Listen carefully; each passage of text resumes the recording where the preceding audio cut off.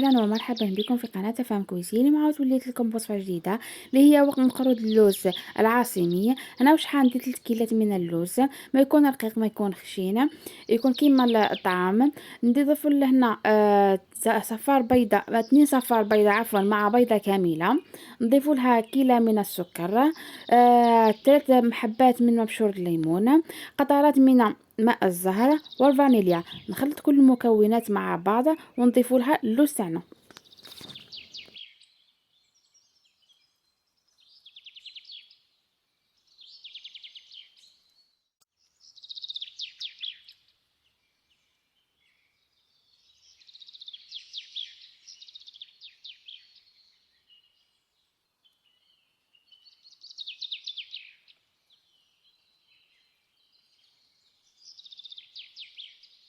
هنا ضفت الحبة صفار البيض كما راكم تلاحظوا للخليط، يعني درت 2 صفار مع بيضة كاملة.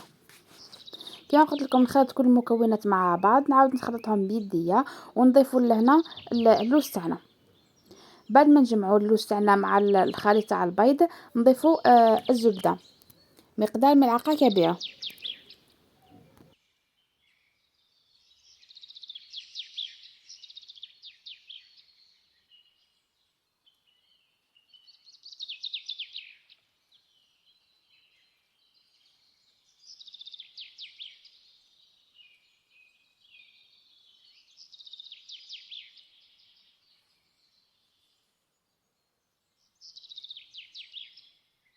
بعد ما جمعنا اللوز تاعنا كيما راكم تلاحظوا، حنا واش راح نديرو، حنلموه ونخبيوه، نحطوه ليله كامله ونخدموه. يعني اذا خدمتيه الصباح تخدميه في الليل، اذا خدمتيه في الليل تخدميه الغدوه صباح. بعد اللوز تاعنا ما بات لنا ليله كامله كيما راكم تلاحظوا، هذا هو الشكل تاعو. حنشكلوا له هنا الحربوش تاعنا. الحربوش تاعنا حنحطوا له هنا في السطح في السطح نحطوا قليل من النشا باش ما يلصقناش، باسكو راهو ما راهوش يابس وما راهوش طري خلاص. حنحطوا شويه نشا ونشكلوا الحربوش تاعنا ونقطعوا المقروطات تاعنا.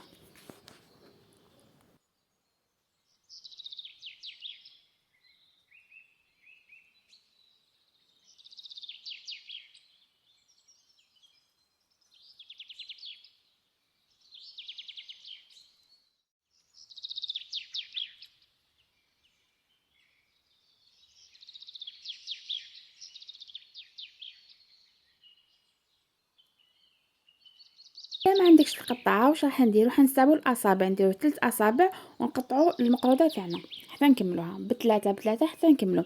كما قلت لكم تستعملوا هذاك القطيعه اللي استعملتها نهار الاول في الحلوش الاول، اذا ما كان متوفرتش نستعملوها نستعملوا الاصابع تاعنا. بعد ما طيب لنا، بعد ما نكملوا الحبه تاعنا كامل، واش راح ندير، نحطوهم في الفرن يكون مسبق مسخن. مده طهي تاعها من 7 الى 8 دقائق، من 7 الى 8 دقائق، وطفي ليه خليه يبرد مليح مليح ونسكروه. كما راكم تلاحظوا هنا بعد ما برد لي مليح مليح راح نسكرو. السكر تاعو واش راح ندير هنا، حندير لهنا كاس من ماء الزهر، 2 ملاعق فرينه، ملعقه صغيره من الفانيليا، وملعقه صغيره سكر بودره. حنحطوا الحبات تاعنا كما راكم تلاحظوا في الشربات تاعنا، يشربوا لنا مليح مليح.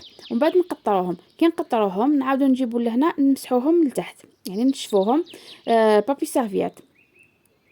كي نشفوهم حنحطوهم في السكر، نغطسوهم في السكر تاعنا، يعني ندفنوهم كما نقولوا. بعد ما يحكموا السكر يشربوا للسكر تاعنا كما راكم تلاحظوا، حنجبدوا الحبه تاعنا من السكر تاعنا نمسحوها ونحطوها. هنا التزيين تاعنا حنزينوه بهادو الريشات. انا دوك انا بعد ما خليت ربع ساعه من اللي دار لي السكر تاعنا تلملي في الحبه، راح نخرج الحبه تاعي حنمسحها ما بين يدينا كيما راكم تلاحظوا ونحطوها في البلاطو.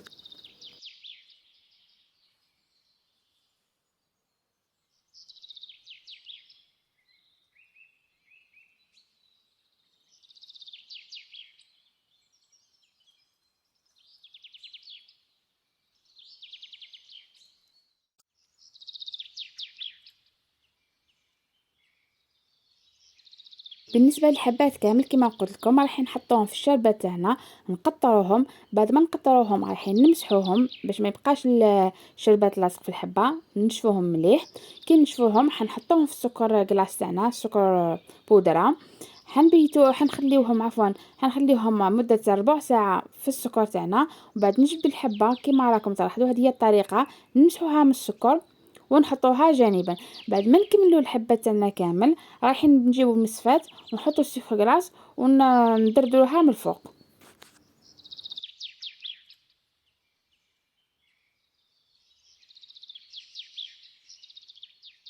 كيما قلت لكم، بعد ما حطيتهم في البلاطو كيما راكم تلاحظوا، وحطيت بمصفاة السكر من الفوق، زينتهم بالريشه اللي راكم تشوفوا فيها.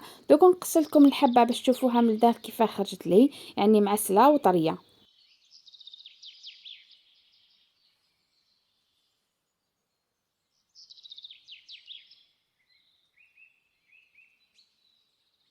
شوفوا الحبه كيفاه خرجت لي للداخل معسله وطريه. ان شاء الله الوصفه تاع اليوم نالت اعجابكم، ونتمنى تجربوها. في امان الله، في وصفه جديده ان شاء الله.